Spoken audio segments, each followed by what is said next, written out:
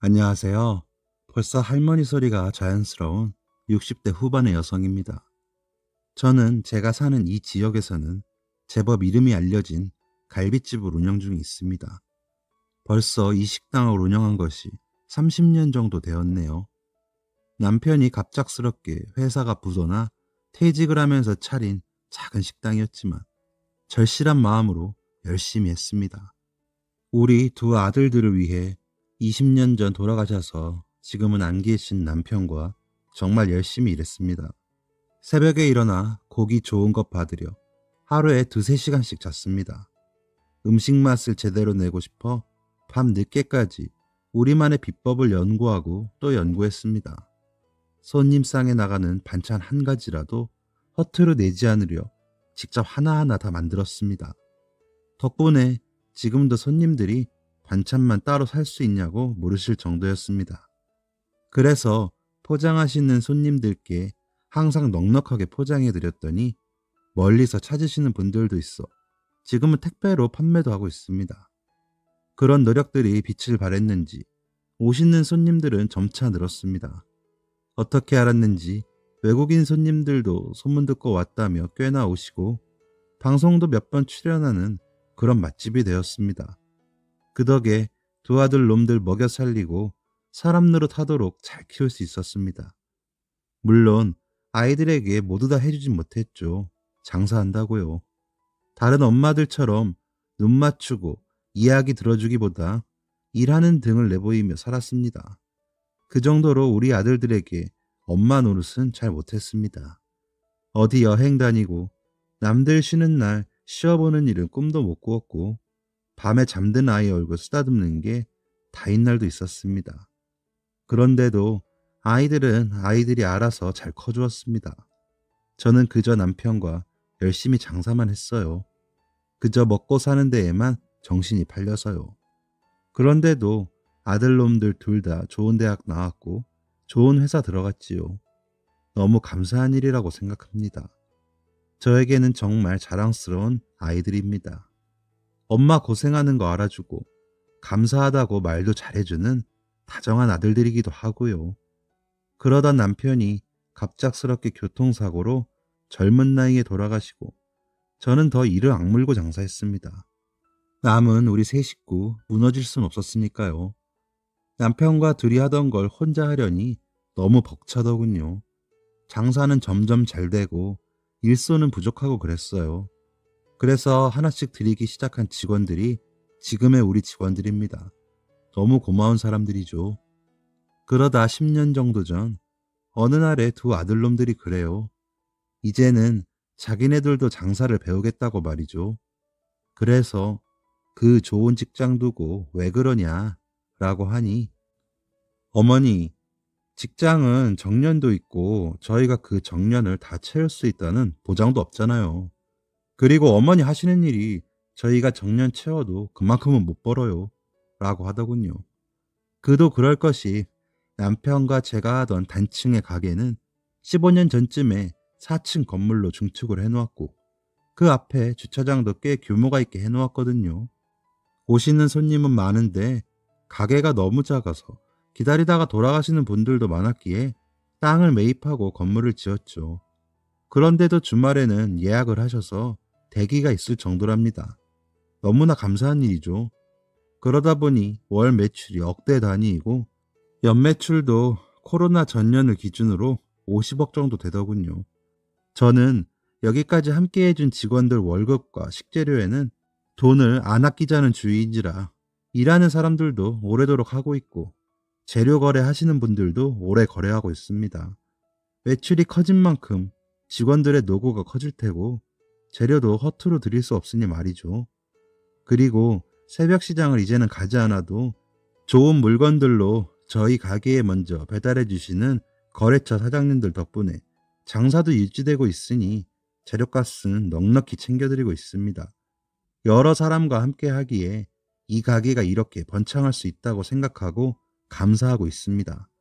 그래도 나이 탓인지 곧 손을 놔야겠다는 생각이 들어 다른 사람, 누가 좋을까 염두를 하고 지켜보고 있는 찰나에 아들들이 이렇게 얘기해 주니 고맙기도 했습니다. 그런데 그때는 아직 아이들이 회사에서 자신들의 역량을 펼쳐보는 것이 좋겠다는 생각에 좀 더 엄마가 해보고 정 힘들면 이야기하마 했습니다. 환갑 전이었으니 아들들을 조금 더 고생해서 멀어지게 하고 싶어서 그랬던 것 같습니다. 그렇게 시간이 흘러 한 5년 전쯤 며느리들을 먼저 불러들이자라는 생각을 했습니다. 장사라는 게 혼자서는 절대 못하거든요. 주방과 홀이 균형을 잘 맞아야 하는데 그러려면 장사 경험이 있어야 한다고 생각합니다. 그래서 몸이 더 힘든 음식 비법이나 이런 것들은 아들들에게 앞으로 한 10년 정도 가르쳐 주방을 맡기고 며느리들은 가게 돌아가는 상황이나 규칙들도 익히고 일하는 사람들과도 미리 합을 맞춰놓고 홀을 이끌어가는 것이 좋겠다고 생각했습니다. 큰 아들의 쌍둥이 손주들이 중학교에 가고 나서 학원이다 뭐다 저들끼리 바빠져 손이 덜 간다기에 일단 큰애부터 나와보라고 했습니다. 다른 얘기는 안 하고 그냥 일손이 더 필요하니 월급 받으며 나와볼래? 라고 오늘 뗐더니 한치의 망설임도 없이 그러겠다고 하더군요. 기특했죠. 솔직히 요즘 젊은 사람들 누가 힘든 식당 일 좋아라 합니까? 그런데 얼른 돕겠다는 며느리가 고맙기까지 했습니다. 하지만 그것은 착각이었나 봅니다. 일 시작한 지 일주일도 안 됐을 때 며느리가 좀 드센 것 같다며 저와 가장 오래 일한 홀 부장이 이야기를 하더군요. 그 사람이 그런 얘기를 할 때는 문제가 있다는 얘기 같아 좀 눈여겨보니 가관이더군요. 서빙하는 직원들에게 하대는 기본이고 손님들에게조차 친절하지도 않고 뚱한 얼굴로 가게만 위아래로 오고 가며 지켜보기만 하더군요. 어느 곳 하나 손으로 직접 하는 일 없이 지시만 하고 돌아다닙니다. 그리고 지적을 심하게 하며 언성이 높아지기도 하고요. 그래서 며느리를 따로 불렀습니다. 얘, 너 왜 일 배울 생각은 안 하고 그렇게 멀뚱멀뚱거리며 돌아만 다니니? 나는 너한테 일손이 모자라 도와달라고 했지? 그런데 왜 일은 안 하고 그러고 다녀? 라고 했더니 어머니, 저 그런 일 하라고 부르신 거 아니었어요? 제가 그럼 저 직원들하고 똑같이 서빙하고 안내하고 식탁 닦고 하란 이야기세요? 어머니도 이제 좀 쉬엄쉬엄 하시고 사람들 부리세요 하더군요. 그래서 너 여기서 막내잖아. 일하는 시간도 제일 짧지 않니? 그 자체가 여기서는 굉장한 특혜다. 힘들어서 못할 것 같으면 얘기해라. 다른 사람 구하마. 라고 했더니 아니에요 어머님. 제가 열심히 해볼게요. 하더군요. 그래서 이제는 눈치껏 잘하겠거니 했습니다. 일 배우다 보면 좀 어긋날 때도 있겠거니 하고요. 그리고 시집온 이후에 큰 문제도 없었고 저에게도 잘하는 아이였기에 믿었습니다. 한 두세 달 동안은 잠자코 잘하더군요. 물론 직원들 사이에서 볼멘 소리가 아주 안 나온 것은 아니었지만 생전 해보던 일이 아니니 잘 좀 봐주라고 직원들을 다독이며 달랬죠. 저도 처음으로 다그치던 그날 말이 심했던 것 같아 되도록 싫은 소리를 하고 싶지 않았습니다. 물론 며느리 월급은 다른 직원들하고 똑같이 줬습니다. 그리고 며느리라고 해서 다른 직원들 앞에서 특별히 대하거나 일을 따로 지시하거나 하지도 않았습니다. 그러던 어느 날 홀 부장님이 사장님, 그동안 저한테 너무 잘해주셨는데 이제 그만둬야 할 것 같습니다. 라며 눈물을 보였습니다. 그래서 부장님, 무슨 일 있어요? 갑자기 이게 무슨 말이야? 내가 부장님 없이 어떻게 장사를 해? 라고 물었죠.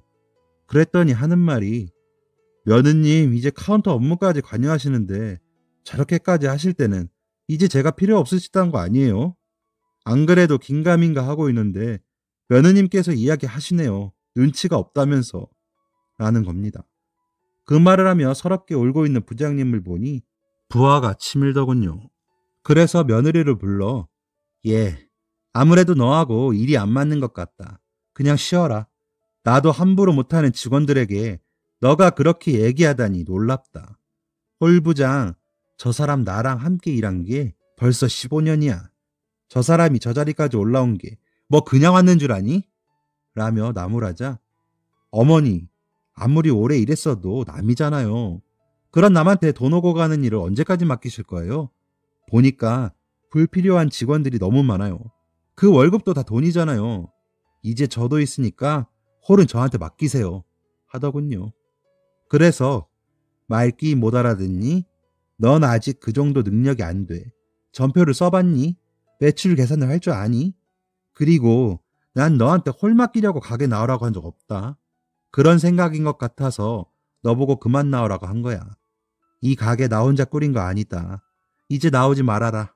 라며 강하게 이야기했죠. 그랬더니 가방 챙겨서 쌩하니 가버리더군요.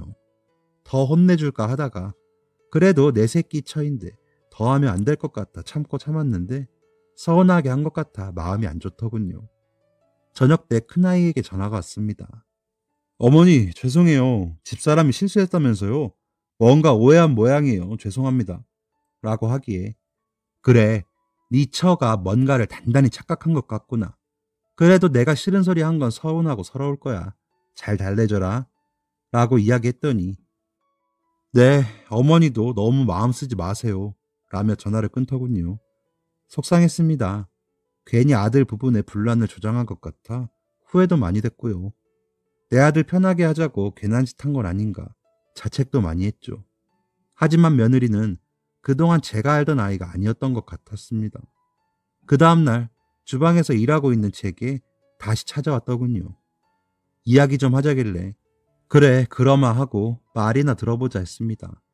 당연히 잘못했다고 할 줄 알았죠. 하지만 어머니 아무리 생각해도 정말 너무하시는 거 아니세요? 제가 아무리 그래도 4년제 대학도 나오고 직장생활도 했던 사람인데 여기서 일하는 사람들과 같나요? 그리고 저는 어머님 며느리잖아요. 절 함부로 대하시는 것 같아 너무 서운하네요. 라고 하더군요. 그래서 내가 그동안 사람을 참 잘 만나서 그런지 사람 보는 눈이 있다고 생각했는데 아니었구나. 우리 아들이랑 사는 동안 내가 너에게 다그치거나 뭐라고 한 적 있니? 내가 관여할 부분이 아닌 것 같아 신경도 쓰지 않았고 다 고맙고 다 예뻤다. 그런데 여기 일은 달라. 저 사람들 괜히 여기서 월급 받는 거 아니야. 저 사람들은 저 사람들 생업을 위해 하겠지만 난 저 사람들 없으면 내 생업이 무너져. 어디서 함부로 저 사람들의 시간을 평가하니? 난 손님들이라고 해도 너처럼 우리 직원들에게 그렇게 하면 나가라고 해. 라고 답했죠. 그랬더니 며느리는 한참을 말없이 절 바라만 보더군요. 그러더니 그래서 정말 저 이 가게 안 물려주신다는 거예요? 어차피 물려주실 거잖아요. 라고 하기에 너한테는 안 물려준다. 너 씀씀이 커져서 옷도 비싼 것만 사 입는다며? 류현이가 며칠 전에 전화했더라. 엄마가 일 다닌다고 비싼 옷을 너무 많이 사왔어요. 할머니 하면서. 오죽하면 그 어린 게 이상하다고 느꼈는지 이 할머니한테 그런 얘기를 하겠니? 그리고 너 차도 새로 샀다며? 그것도 너희 살림이니 내 말은 안 했지만 네가 외제차 세단이 뭐가 필요하니? 너는 여기서 왔다 갔다 하면서 사장놀이나 하고 싶은 모양인데 장사는 그렇게 하는 게 아니다. 그렇게 일할 거면 다른 데 알아봐. 여긴 아니야. 라며 더 나물에서 돌려보냈습니다. 그 길로 큰애에게 전화해 더 할까 하다가 괜히 부부싸움 만들고 싶지 않아 그냥 넘어갔습니다. 그러곤 그냥 평소처럼 지내려고 노력했죠. 손주들하고 아들하고 왕래를 끊을 순 없으니 말이죠. 그렇게 한 3년 전쯤부터는 둘째 며느리를 낳으라고 했습니다. 큰 며느리도 있고 해서 부르지 않을까 하다가 홀에 사람이 더 필요하다고 홀 부장이 이야기하더군요. 그러다 둘째 며느리를 한번 불러볼까 하는 생각이 들더군요. 이제 아이도 중학교를 보내서 여유 시간이 난다고 하기도 했고요. 괜히 큰 며느리 비교하는 마음이 들까봐 하지 말까도 했지만 나이가 드니 괜히 심술이 돋기도 했던 것 같습니다. 노인네가 주책이죠. 내심 걱정도 됐지만 그것은 기우였습니다. 둘째는 오자마자 직원들에게 인사도 잘하고 일도 냅킨 놓는 법부터 배우고 주방에 재료가 들어와 다듬을 때면 함께 와서 거들기도 하더군요. 홀 부장은 며느님 나오신다고 그래서 걱정했는데 둘째 며느님은 일머리가 있어요. 너무 잘하네요. 하더군요. 그런데도 괜히 일시적일 수도 있을 것 같아 신중히 지켜보자 싶었습니다. 아이 낳고 기르기 전까지 디자이너 하던 애라 오래 버틸까 싶기도 했고요. 그랬는데 1년이 지나고 2년이 지나자 본격적으로 일을 가르쳐야겠다 싶었습니다. 그만큼 꾸준히 둘째는 일을 열심히 했습니다. 동서간의 이야기가 오갔는지 하루는 큰애가 찾아왔더군요. 어머니, 진짜 너무하신 거 아니에요? 동서한테 물려주시려고요? 이 집 큰며느리는 저예요. 그간에는 어머님이 저보라고 일부러 그러시는 것 같아 제가 참았는데 더 이상은 못 참아요. 하더군요. 기가 막혔습니다. 그래, 난 이 가게의 홀을 둘째에게 맡겨볼 심산이다. 너도 눈이 있으면 봐라.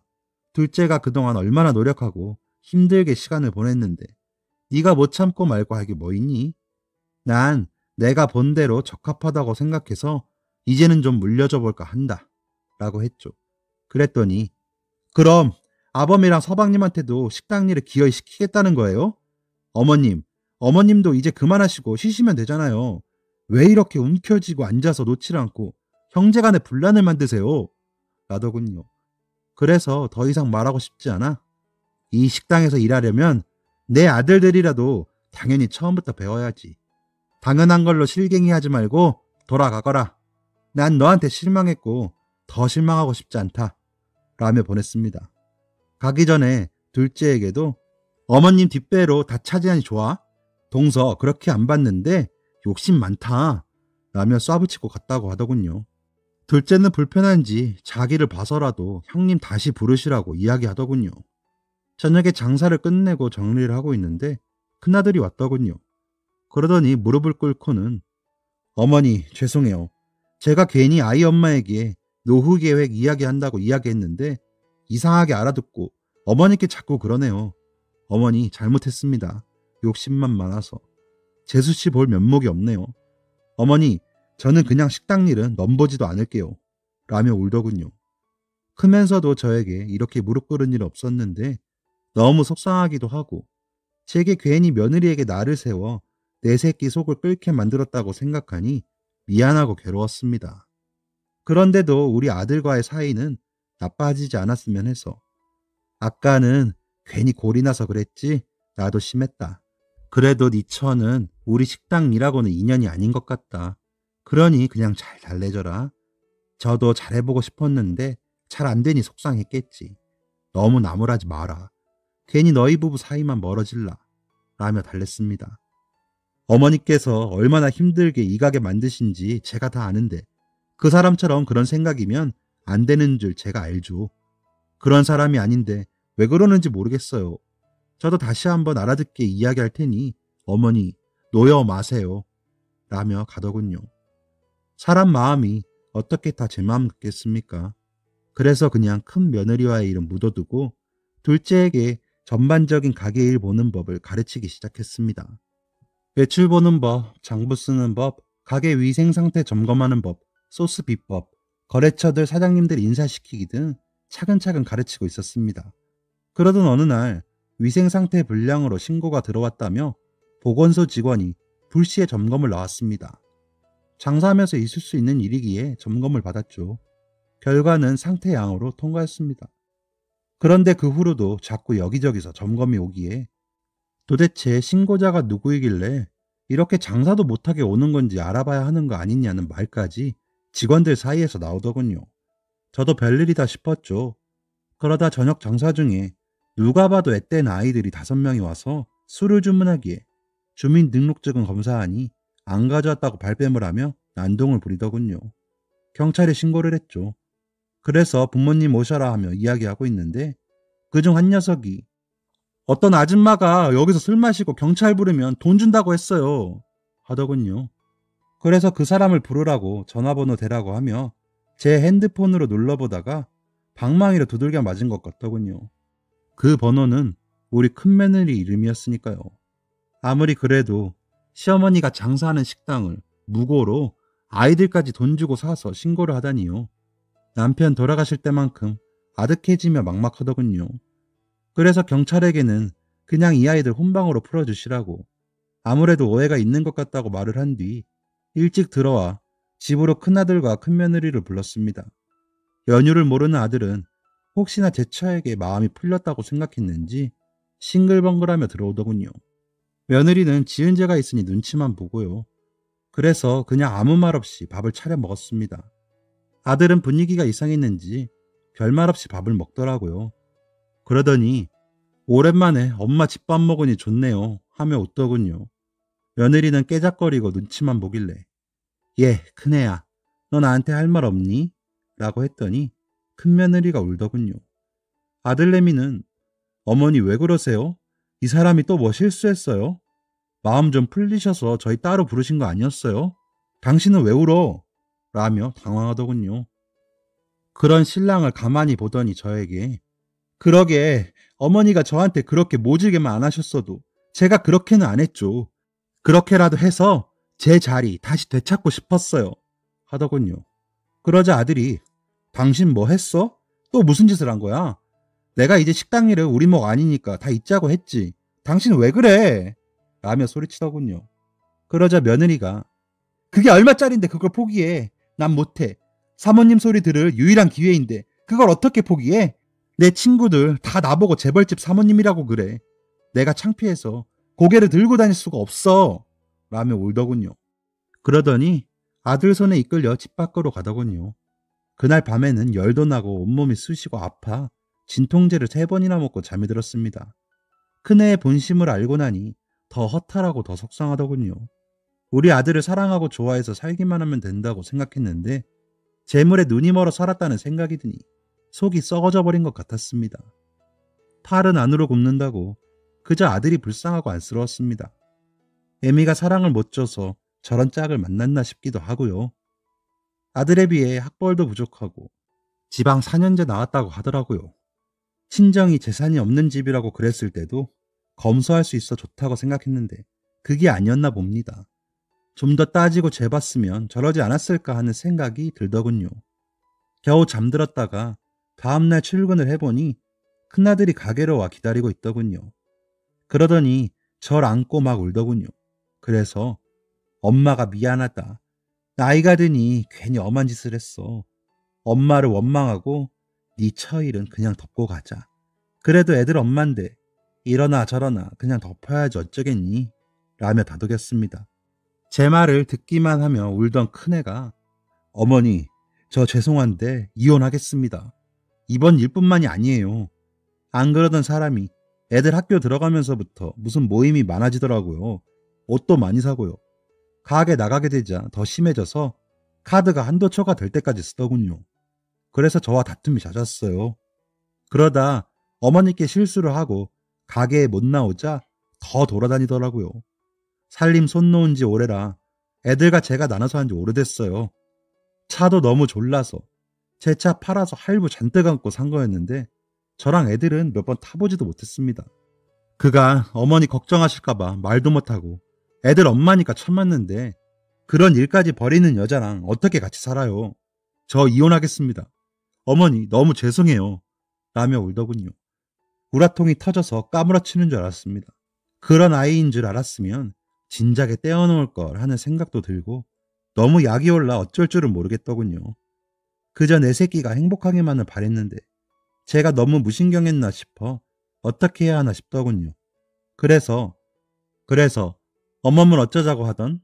이라고 물으니 어젯밤에 집으로가 다투고 짐을 싸서 나갔다고 합니다. 그런 엄마를 보고 놀랬을 애들을 생각하니 마음이 쓰리더군요.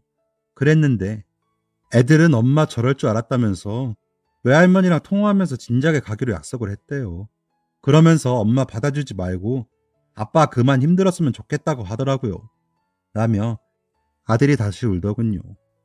그래서 도저히 안 되겠다 싶어 일단 애들이랑 우리 집으로 와라. 그리고 그 집을 팔아서 빚부터 갚아. 애들도 언제까지 집안일 하면서 다닐 순 없잖니. 너도 그렇고 내가 좀 더 움직이면 된다. 그렇게 해. 라고 아들을 달랬습니다. 그리고 큰애에게 전화를 했습니다.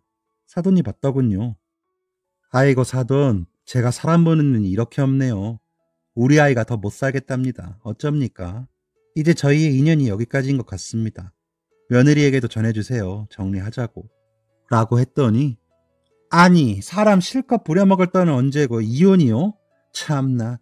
그럼 위자료랑 보상금 내놓고 이혼하세요. 사돈 재산 절반은 받아야겠네요. 하더군요. 그래서 그런 건 제가 잘 모르겠고 저희 식당 관리하는 변호사 사무실에 얘기해보죠. 저는 분명히 월급을 줬고 그 내역들도 다 있고요. 큰애가 그간 사치하며 쓴 카드값이며 빚진 것도 다 증거가 있으니 법적으로 따져보면 되겠네요. 저도 애들 엄마라 어지간하면 덮고 가려고 했는데 이건 그냥 덮어질 게 아니네요. 저는 제 새끼 살려야겠습니다. 사부인도 그런 줄 아십시오. 라며 전화를 끊고 나니 참았던 눈물이 나더군요. 그간 이런 대우받으며 참았을 우리 아들을 생각하니 너무 서럽고 속상했습니다. 다 제 죄인 것만 같았고요. 그렇게 변호사와 상담을 해 이혼 소송을 걸어놓고 큰 아들과 작은 아들이 가게를 찾아왔더군요. 그러더니 이제 때가 된 것 같다며 둘이 가게로 출근하겠다고 하더군요. 그러면서 주방일을 함께 배우는데 둘째는 2호점을 내고 싶대요. 아직 먼 이야기지만 1호점은 형과 둘째 며느리가 하고 2호점은 홀 부장님과 몇 명의 직원 떼어주시면 본인이 하겠다며 둘째 아들이 그러더라고요. 그 전부터 2호점을 만드는 게 본인들 목표라면서요. 그래서 에라이 놈들아, 일은 해보지도 않고 너희들 멋대로 그런 꿈을 키웠어? 라며 면박은 줬지만 그래, 이제는 아들들을 좀 더 가르쳐보자 싶더군요. 큰아들이 그런 일을 겪고 나니 좀 더 곁에 두고 싶기도 했습니다. 그래서 일단은 새벽 시장 나가는 법부터 가르쳤습니다. 거래처 사장님들께서 잘해주시고 계셨지만 그래도 물건 고르는 법을 가르쳐야 하니까요. 그리고 주방 청소를 가르치고 설거지도 가르쳤죠. 생각보다 고됐는지 어느 날은 두 아들놈이 울더라고요. 이런 걸 엄마 혼자 하셨냐면서요. 알아주니 괜히 고맙기도 하고 대견하기도 하더군요. 사내놈들이 눈물이 많아 걱정이 되기도 하고요. 두 아들들은 생각보다도 더 열심히 배웠습니다. 아직도 재료 손질하는 것만 하고 있기는 하지만 제대로 하지 않으면 도태되고 2호점을 차리겠다는 포부도 무너지니 맛이 변하지 않도록 가르치고 또 가르치고 있습니다. 그렇게 가게 일로 바쁜 시간을 보내면서 아이들 챙기랴, 이혼 소송 마무리하랴 큰아들이 힘들 것 같아 보였는지 둘째가 형을 배려해 주더군요. 그런 동생에게 큰아들은 미안해하면서도 고마워하더군요. 그래도 형제가 의지할 수 있게 자라주어 너무 고맙더라고요. 큰아들의 이혼 소송은 여러 가지로 복잡했다고 합니다. 일단 결혼 생활이 짧지 않았고 아이들이 있으니 그럴 것이라 짐작은 했지만 며느리 측에서 거짓 자료도 제시했다가 기각당하고 했다 하더라고요. 어찌 됐든 제일 크게 다투었던 아이들 양육권이나 친권은 아들이 가지고 오고 재산 기여도 여부에서 며느리 쪽이 10%만 인정이 되어 한 5천만 원 분할하라고 판결이 나고 아들에게는 위자료만 5천만 원을 받을 수 있게 판결이 났다고 합니다. 양육비는 한 아이당 50만 원씩 100만 원이 책정되었는데 아들 말로는 받지 못할 것 같다고 하더라고요. 돈을 벌어본 일이라고는 결혼 전에 작은 회사를 다니다가 시집 오면서 관두기도 해서 아마 한동안 생계 유지하기도 힘들 거라고 하더군요. 15년을 산 사이인데 그렇게 법정에서 고성이 오가고 악담을 퍼붓는 장모와 아내의 모습을 보니 자기가 여태 뭘 했나 싶어 다 던지고 어디론가 가버리고 싶었는데 애들 생각, 어머니 생각, 가게 생각하니 정신이 차려지더라며 웃는 아들을 보자니 억장이 무너지더라고요. 할 수만 있다면 좋은 기억만 남게 해주고 싶었습니다. 내 새끼가 행복할 수만 있다면 뭔들 못하겠습니까? 그런데 할 수 있는 게 없어 속이 상하더군요. 저는 요즘 아들들에게 가게 문을 열게 하고 재료가 다 들어올 시간에 맞춰 출근합니다. 손주 녀석들 학교 가는 준비 챙기고 집안 정리하고 아이들 오면 먹을 간식 준비해두고 나오는 거죠.